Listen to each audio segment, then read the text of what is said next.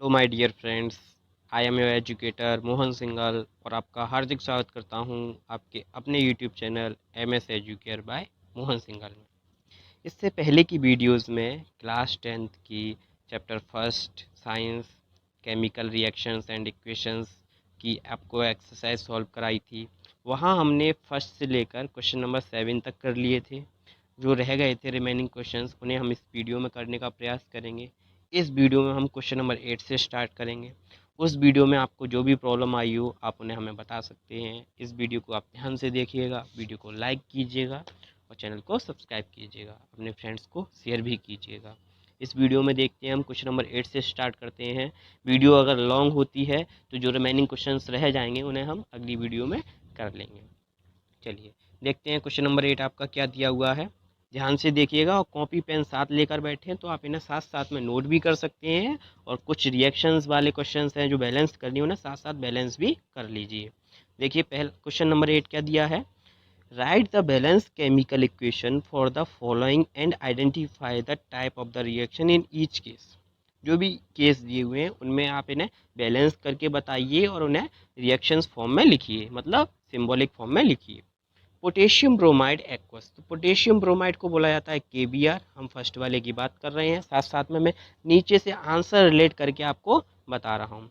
फिर है barium iodide, barium iodide को बोला जाता है BaI2। पोटेशियम आयोडाइड को KI बोला जाता है KI।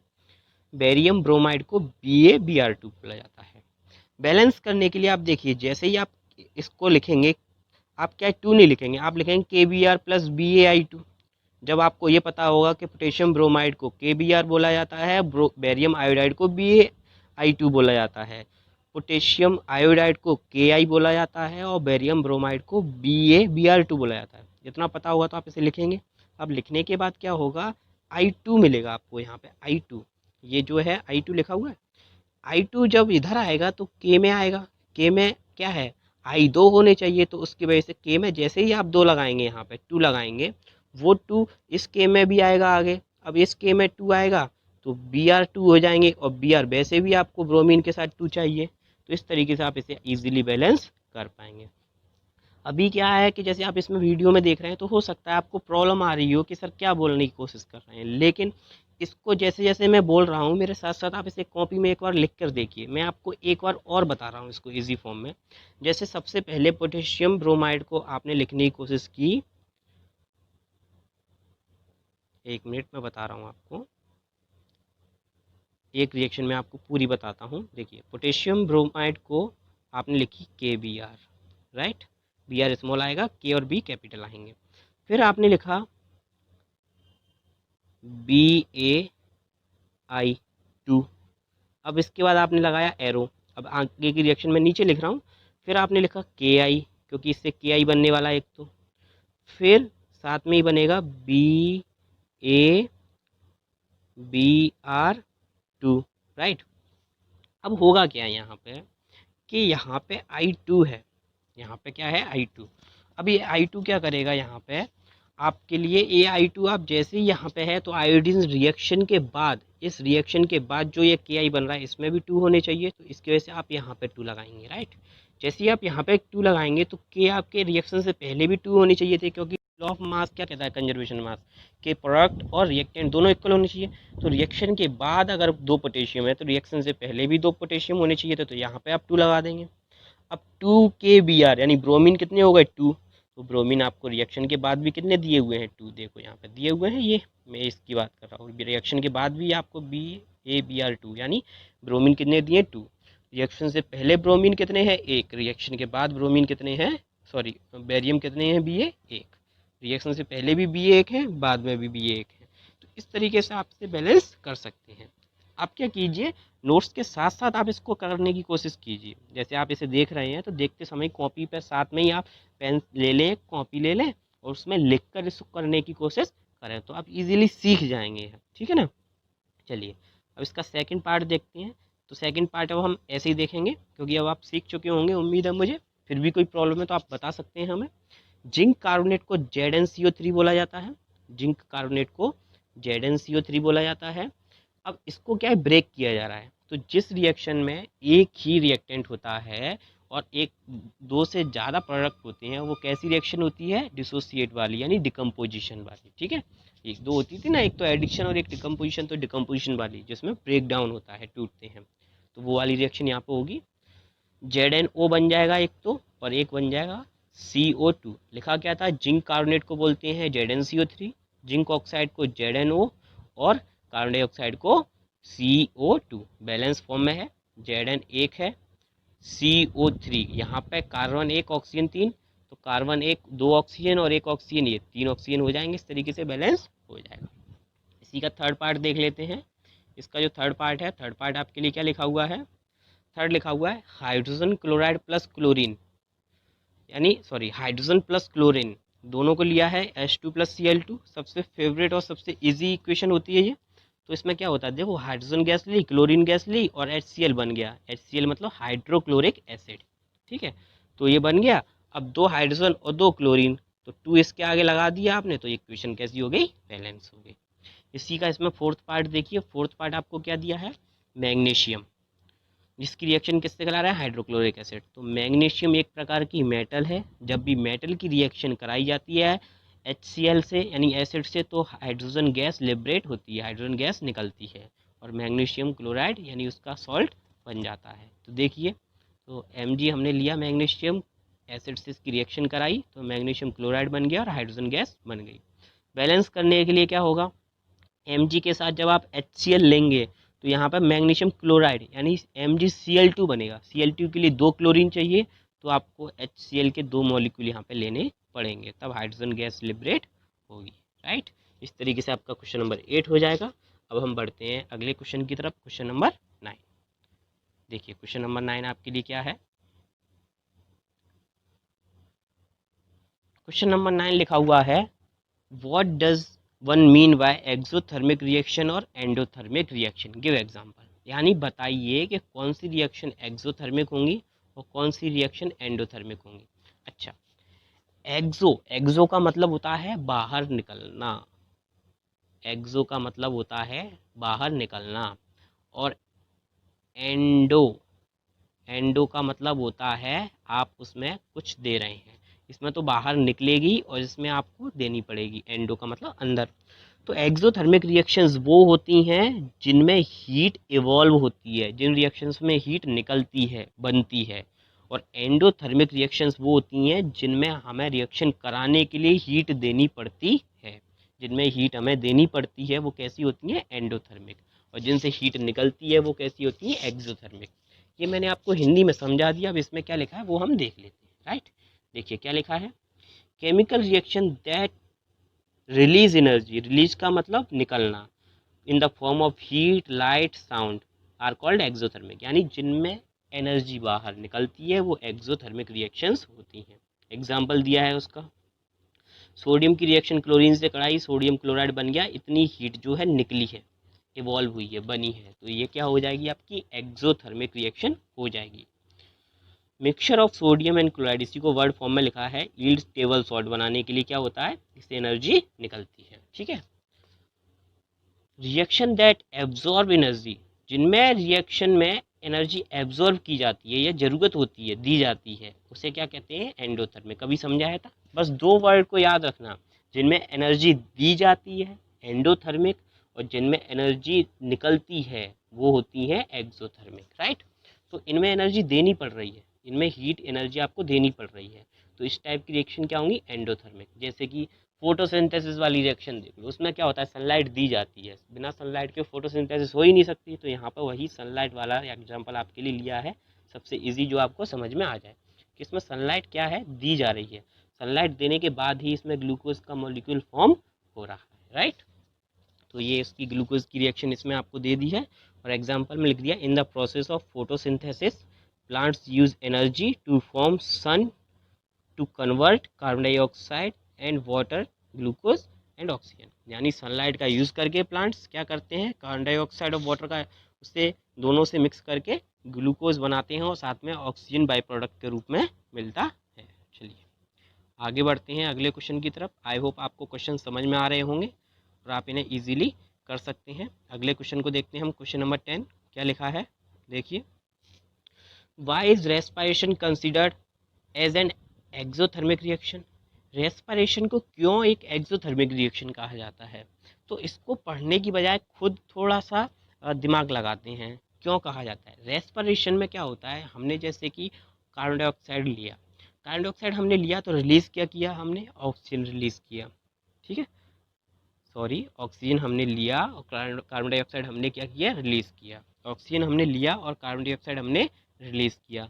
तो जब हमने ऑक्सीजन लिया और कार्बन डाइऑक्साइड रिलीज़ किया तो इसमें हुआ क्या, इससे हमें एनर्जी मिली। यानी जो भी फूड का ब्रेक डाउन हुआ तो ब्रेक डाउन ऑफ फूड होने के बाद क्या होगा, एनर्जी मिलेगी। अब एनर्जी अगर हमें मिल रही है, गिफ्ट हो रही है, रिलीज़ हो रही है एनर्जी, जिस जिसका यूज़ हम करते हैं किस में, अपने वर्क करने के लिए, काम करने के लिए, तो वो क्या हो जाएगी आपके लिए, एक्सोथर्मिक। एक्सो मतलब जिसमें एनर्जी रिलीज़ होती है। तो energy is required to support life. यहाँ पे जो रिक्वायर्ड हो रही है वो सपोर्ट हो रही लाइफ के लिए, यानी जिसमें आप अपनी लाइफ को चलाने के लिए एनर्जी रिलीज करवा रहे हैं। होता क्या है कि आपने रेस्पिरेशन किया तो आपने जो भी फूड खाया है उस फूड का ब्रेक डाउन होगा, ब्रेक डाउन होने के बाद उससे आप फूड एब्जॉर्ब होगा, एब्जॉर्ब होने के बाद उससे आपको एनर्जी मिलेगी। एनर्जी मिलेगी तो आप उससे आप अपने अच्छे से चल पाओगे, अच्छे से अपने कोई भी काम कर पाओगे। तो इन सब के लिए आपको एनर्जी की क्या है, ज़रूरत है, यानी एनर्जी मिलेगी। तो energy in our body to obtain from food, कहाँ से मिलती है, फूड से। During digestion large molecule of foods are broken down. क्या होता है, डाइजेशन के समय बहुत बड़े बड़े मॉलिक्यूल जो भी फूड के होते हैं वो ब्रेक डाउन हो जाते हैं, टूट जाते हैं और सिंपल ग्लूकोज बना लेते हैं। Glucose combines with oxygen, glucose क्या करता है, ऑक्सीजन के साथ कंबाइन करता है और एनर्जी को प्रोवाइड कराता है, यानी रिलीज कराता है। The special name of this combustion, इस कंबशन के स्पेशल टाइप को क्या कहा जाता है, रेस्पिरेशन। इसी को क्या कहा जाता है, रेस्पिरेशन। और रेस्पिरेशन की प्रोसेस यहाँ पे दी हुई है, C6H12O6, यानी इसे ग्लूकोज कहा जाता है। ग्लूकोज पर जब हमने ऑक्सीजन की रिएक्शन कराई तो क्या बन गया, देखो। तो किसी भी प्रकार के कंबशन में होता क्या है, यहाँ पे जो कंबशन दिया है इसको देख लें आप, और किसी भी प्रकार के कंबशन में देख लें जहाँ कंप्लीट कंबशन होगा, यानी किसी चीज़ को कंप्लीट रूप से हीट देकर जलाया जा रहा होगा। कंबशन होता है एक प्रकार से किसी चीज़ को बर्न करना, जलाना या ब्रेक डाउन करना। तो वहाँ पे आपको जनरली मिलता क्या है, कार्बन डाइऑक्साइड और वाटर ही मिलते हैं। तो यहाँ पे भी ये, अब आप कहोगे फूड को जलाया जा रहा है, नहीं, कंबशन मतलब उसका ब्रेक डाउन हो रहा है, फूड वहाँ पे पार्टिकल्स में ब्रेक हो रहा है, टूट रहा है, तो उस फॉर्म में आपको एनर्जी वहाँ पर रिलीज होगी, ठीक है। चलिए बढ़ते हैं अगले क्वेश्चन की तरफ। क्वेश्चन नंबर 11 क्या दिया है आपका, देखिए क्वेश्चन नंबर आपका 11 दिया हुआ है। क्वेश्चन नंबर 11 जो है आपका दिया हुआ है, why are decomposition reactions called opposite of combination reactions. Decomposition reactions जो होती हैं कॉम्बिनेशन यानी एडिशन रिएक्शन की अलग क्यों होती हैं या अपोजिट क्यों होती हैं। डिकम्पोजिशन का मतलब होता है ब्रेक करना, तोड़ना। डिकम्पोजिशन का मतलब होता है ब्रेक करना, तोड़ना। और कॉम्बिनेशन का मतलब होता है ऐड, इसमें ऐड किया जाता है, इसमें ब्रेक किया जाता है, तोड़ा जाता है, ठीक है। तो कंबाइंड में आपने किसी चीज़ को ब्रेक कर रहे हैं, किसी चीज़ को तोड़ रहे हैं। जैसे यहाँ आपने ए से बनाया बी प्लस सी तोड़कर, और यहाँ आपने क्या लिया, बी और सी लेकर ए बना दिया। तो अपोजिट हो रही है कि नहीं हो रही, यहाँ पे तो आप दो ले रहे हैं, एक को प्राप्त कर रहे हैं, और यहाँ पे आप क्या कर रहे हैं, एक ले रहे हैं और एक से दो को बना रहे हैं। तो अपोजिट रिएक्शन इस तरीके से ये हो जाती हैं, ठीक है। इसमें क्या एग्जांपल दिया है देख लेते हैं।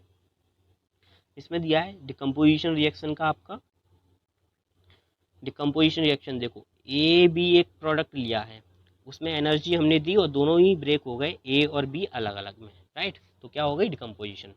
डिकम्पोजिशन का इसमें टाइप दिया हुआ है आपको, इलेक्ट्रोलाइसिस दी है, इसमें इलेक्ट्रोलाइसिस कराई है वाटर पे, वाटर पे इलेक्ट्रोलाइसिस कराने के बाद वाटर हाइड्रोजन और ऑक्सीजन दोनों में ब्रेक हो गया है। तो ये क्या होगा, डिकम्पोजिशन, यानी ब्रेक होना, टूटना। हम बात करें कॉम्बिनेशन रिएक्शन की, तो कॉम्बिनेशन रिएक्शन में क्या किया था, कंबाइंड, ए और बी आपने दोनों लिए, यानी हाइड्रोजन और ऑक्सीजन दोनों लिए, और इनसे कंबाइंड करके आपने क्या कर दिया, वाटर फॉर्म कर दिया, वाटर बना दिया, ठीक है। तो इस तरीके से जिस रिएक्शन में हम एक रिएक्टेंट लेकर उसे दो प्रोडक्ट में ब्रेक कर देते हैं तो वो क्या हो जाता है आपका, डिकम्पोजिशन। और जहाँ पर हमने दो प्रोडक्ट्स ले लिए, उनसे एक, दो रिएक्टेंट्स ले लिए, उनसे एक प्रोडक्ट बना दिया, तो वो क्या हो जाती है आपकी, कॉम्बिनेशन रिएक्शन, राइट। आगे बढ़ते हैं, अगला क्वेश्चन देखते हैं। क्वेश्चन नंबर 12 क्या दिया है आपका? क्वेश्चन नंबर 12 दिया है, write one equation each for decomposition reaction where energy is supplied in the form of heat, light और इलेक्ट्रिसिटी। यानी इसमें आपको जो डिकम्पोजिशन के 3 टाइप होते हैं वो बताने हैं। कौन से 3 टाइप? एक तो होता है थर्मल, ठीक है, यहाँ पे दिया हुआ है, मैं लिख नहीं रहा हूँ दोबारा से, थर्मल डिकम्पोजिशन। दूसरा होता है इलेक्ट्रोलाइटिक, यानी लाइट से जो होने वाला डिकम्पोजिशन होता है वो। और तीसरा होता है इलेक्ट्रिसिटी से, ठीक है। 3 होते हैं, एक तो थर्मल, एक बाय लाइट, लाइट में आपका सनलाइट ले लेते हैं जनरली, और एक होता है आपका इलेक्ट्रिसिटी से यानी इलेक्ट्रोलाइट्स के द्वारा। 3 होते हैं ये। तो तीनों के इसमें एग्जाम्पल बताने हैं, तो तीनों के एग्जाम्पल दिए हुए हैं। पहले में आयरन सल्फेट लिया है, आयरन सल्फेट को ब्रेक किया है, देखो आयरन ऑक्साइड, सल्फर डाइऑक्साइड और सल्फर ट्राइऑक्साइड में ये हीट का साइन लगा हुआ है ऊपर, राइट, ये हीट का साइन है, ऐसा जो डेल्टा बना हुआ है ये हीट का साइन है, ठीक है। तो पहला आपको जो दिया है थर्मल डिकम्पोजिशन, आयरन सल्फेट को ब्रेक किया है। दूसरा लाइट से जो होने वाला है, लाइट से होने वाला वो दिया है, जिसमें सिल्वर क्लोराइड लिया है, सिल्वर क्लोराइड को ब्रेक किया है सिल्वर और क्लोरीन दोनों में। और तीसरा लिया है इलेक्ट्रोलाइटिक वाला, तो इलेक्ट्रोलाइटिक यानी इलेक्ट्रिसिटी वाला, जिसमें Al2O3 यानी एल्यूमिनियम का ऑक्साइड लिया है, जिससे एल्यूमिनियम और ऑक्सीजन में दोनों में ब्रेक किया है, एल्यूमिनियम और ऑक्सीजन दोनों में अलग अलग ब्रेक किया है। तो ये तीनों हो गए आपके, एक तो थर्मल हो गया, बाई लाइट हो गया, और इलेक्ट्रोलाइट्स वाला हो गया, राइट। ये 3 आपके टाइप्स हो गए। अगर आपसे डिकम्पोजिशन के कभी भी टाइप्स पूछे तो आपको पता होना चाहिए, उनके एक एक एग्जाम्पल आपको आने चाहिए। अब करते हैं हम क्वेश्चन नंबर 13 को। देखिए क्वेश्चन नंबर 13 आपको क्या दिया हुआ है। क्वेश्चन नंबर 13 में लिखा है, what is the difference between displacement and double displacement reaction. Displacement reaction और डबल डिस्प्लेसमेंट रिएक्शन में क्या फ़र्क होता है वो आपको इसमें बताना है। देखिए, a plus b x gave out a x plus b. यहाँ पे क्या हो रहा है, एक तो सिंगल मेटल लिया आपने ए, और एक का आपने सॉल्यूशन लिया है। तो जो सिंगल मेटल है, जैसे ए जो आपने ली है, उसकी रिएक्शन जब आप बी एक्स से करा रहे हैं, तो यहाँ पे जो आपकी सिंगल मेटल है ना ए, वो एक्स से ज्वाइन हो जाएगी, ए एक्स बना लेगी, ठीक है। और बी जो है आपका अलग हो जाएगा। तो इसमें कहेंगे डिस्प्लेसमेंट, यानी एक मेटल को दूसरी ने वहाँ से हटा के डिस्प्लेस कर दिया, ठीक है। और जब क्या होगा, जो भी मोर रिएक्टिव होगी। लेकिन डबल डिस्प्लेसमेंट में क्या होगा, टू एटम्स और अ ग्रुप ऑफ एटम्स, वो क्या होंगे, एक दूसरे से एक्सचेंज कर लेंगे, शेयर कर लेंगे। कैसे, देखो जरा, यहाँ पे A B plus C D लिया है, तो ए बी प्लस क्या लिया है, सी डी। तो जो ए है वो किसके साथ अटैच हो गया, जाके डी के साथ, यानी क्या बना लिया उसने, ए डी, राइट। और जो बी है वो किसके साथ अटैच हो गया, जाके सी के साथ, उसने क्या बना लिया, बी सी। तो इस तरीके से शेयरिंग ऑफ आयन हो गया, यानी एक्सचेंज कर लिए उन्होंने, आयन्स या ग्रुप जो भी थे उनके साथ उन्होंने वो एक्सचेंज कर लिए। दोनों के एग्जाम्पल दिए, देखो पहले दिया डिस्प्लेसमेंट का, तो यहाँ पे सिंगल मेटल जिंक है, जिंक ने ये इसके सल्फेट को ले लिया और कॉपर को अलग कर दिया, यानी किसी एक ज़्यादा रिएक्टिव मेटल ने उसको उसमें से हटा दिया, तो ये तो हो गई डिस्प्लेसमेंट। लेकिन इसमें क्या है, जो सल्फेट है वो सल्फेट किस पे चला गया, बेरियम पे, और जो इसका क्लोराइड है वो किस पे चला गया, सोडियम पे। आयन इस पे ले लिया और इसका आयन इस पे चला जाएगा, ठीक है। इस तरीके से ये हो जाएगा। तो इसको कहेंगे हम double displacement reaction. Double displacement reaction में क्या होगा, एक्सचेंज ऑफ आयंस होंगे, क्या होंगे, एक्सचेंज ऑफ आयंस। देखिए नेक्स्ट क्वेश्चन, देखिए क्वेश्चन नंबर 14 क्या दिया हुआ है आपको। जो क्वेश्चन नंबर 14 है वो दिया है आपको, in a refining of silver the recovery of silver from a silver nitrate, यानी सिल्वर नाइट्रेट से जो है रिफाइनिंग कर रहे हैं, तो उसमें कॉपर मेटल से डिस्प्लेसमेंट कराया गया है, उसकी रिएक्शन लिखनी है, सिंपल है, उसकी रिएक्शन आपको इसमें लिखकर बतानी है। तो किस तरीके से करेंगे, देखो सिल्वर नाइट्रेट यानी AgNO3 लिया, कॉपर से उसकी रिएक्शन करा दी, तो कॉपर क्या है, सिल्वर से ज़्यादा रिएक्टिव होता है, तो कॉपर का तो नाइट्रेट बन जाएगा और सिल्वर जो है अलग हो जाएगी। इसे कहेंगे रिफाइनिंग ऑफ सिल्वर, यानी सिल्वर को प्योर फॉर्म में प्राप्त करना, सिल्वर को प्योर फॉर्म में प्राप्त करना। तो सिल्वर जो है अलग हो जाएगा और कॉपर का नाइट्रेट जो है ये बन जाएगा। बैलेंस भी करेंगे इसको साथ में, तो बैलेंस करने के लिए क्या होगा, 2AgNO3 यानी AgNO3 के हमें 2 मॉलिक्यूल लेंगे। क्यों? क्योंकि NO3 का यहाँ पे डबल ग्रुप बनेगा, CuNO3 का होल ट्वाइस। यहाँ पे 2 ग्रुप हमें इसके साथ कॉपर के साथ लेने पड़ेंगे, और इसी तरीके से Ag जो है हमें 2 फॉर्म में मिल जाएगा, राइट। तो इस तरीके से रिफाइनिंग ऑफ सिल्वर में सिल्वर हमें प्योर फॉर्म में मिल जाएगा और कॉपर का नाइट्रेट बन जाएगा। कैसी रिएक्शन है अगर हम बात करें तो ये डिस्प्लेसमेंट टाइप की रिएक्शन है, डिस्प्लेसमेंट टाइप की, राइट। चलिए नेक्स्ट क्वेश्चन देख लेते हैं, क्वेश्चन 15। क्वेश्चन 15 जो होगा इस वीडियो का लास्ट क्वेश्चन होगा।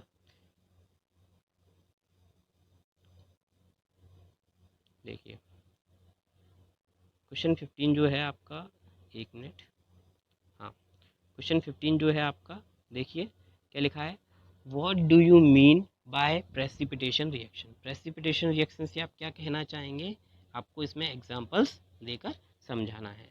तो एग्जांपल्स देकर आप कैसे समझाएंगे इसको, देखिए प्रेसिपिटेशन रिएक्शंस वो रिएक्शंस होती हैं जिसमें क्या होता है कि टू कंपाउंड्स का जेली लाइक स्ट्रक्चर बन जाता है, जैसे कि सेमी सॉलिड लाइक स्ट्रक्चर बन जाता है और वो नीचे तले में जम जाता है। तो a reaction in which N insoluble solids called precipitate is formed, यदि इनसॉल्युबल प्रेसिपिटेट यानी इनसॉल्युबल सॉलिड अगर बनता है कहीं तो उसे क्या कहेंगे, प्रेसिपिटेट कहेंगे। और जिस रिएक्शन में ये प्रेसिपिटेट बनेगा उस रिएक्शन को प्रेसिपिटेट कहेंगे। सिंपल सी बात है, आपने कुछ कंपाउंड लिया, उसको आप सॉल्यूशन में या वाटर में घोल रहे हैं, वो उसमें घुला नहीं, तो इनसॉल्युबल फॉर्म में रह गया, और वो ऐसा भी है कि घुला भी नहीं है और आप उसे अलग भी नहीं कर सकते, तो वो प्रेसिपिटेट यानी नीचे तले में जम जाना, इस तरीके से प्रेसिपिटेट कहेंगे। जनरली वो किस में होता है, Na2CO3, आपने सोडियम कार्बोनेट लिया और उसकी रिएक्शन करा दिया आपने कैल्शियम क्लोराइड से, तो क्या बन जाएगा, कैल्शियम का कार्बोनेट बन जाएगा और सोडियम क्लोराइड बन जाएगा। कैल्शियम का कार्बोनेट और सोडियम का क्लोराइड बन जाएगा। इस रिएक्शन में क्या होगा, ये जो है आपको प्रेसिपिटेट फॉर्म में मिलेगा। In this reaction calcium carbonate is obtained in the precipitate, इसमें जो होगा कैल्शियम कार्बोनेट आपको प्रेसिपिटेट फॉर्म में मिलेगा, ठीक है। Hence it is precipitate reaction, इस रिएक्शन को क्या कहा जाएगा, प्रेसिपिटेट रिएक्शन कहा जाएगा। एक एग्जांपल और देख लीजिए इसका, इसका जो अनदर एग्जांपल है वो दिया है, उसमें लिया है सोडियम सल्फेट, उसकी बेरियम क्लोराइड से रिएक्शन करा रहे हैं, तो क्या बन जाएगा, बेरियम सल्फेट बन जाएगा और इसमें NaCl यानी सोडियम क्लोराइड मिलेगा। तो इसमें भी जो बेरियम सल्फेट है, जो बेरियम सल्फेट है इसमें वो प्रेसिपिटेट होगा।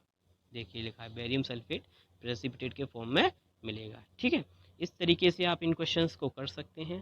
क्वेश्चंस को करने के साथ साथ आप नोटबुक रखें अपने पास, तो नोटबुक में आप क्या करेंगे, इनके सॉल्यूशंस करते जाइए, उनको समझते जाइए, जहाँ भी जो रिएक्शंस आई हैं उनको आप बैलेंस करके देख सकते हैं। कोई भी प्रॉब्लम होती है तो आपने हमें कमेंट बॉक्स में बता सकते हैं, उनका समाधान हम नेक्स्ट वीडियो में ज़रूर करेंगे। वीडियो को देखिए पूरा, लाइक कीजिए और चैनल को सब्सक्राइब कीजिए, अपने फ्रेंड्स को शेयर कीजिए। जो भी इसके रिमेनिंग क्वेश्चंस रह गए हैं उन्हें हम नेक्स्ट वीडियो में करेंगे। तब तक के लिए थैंक यू।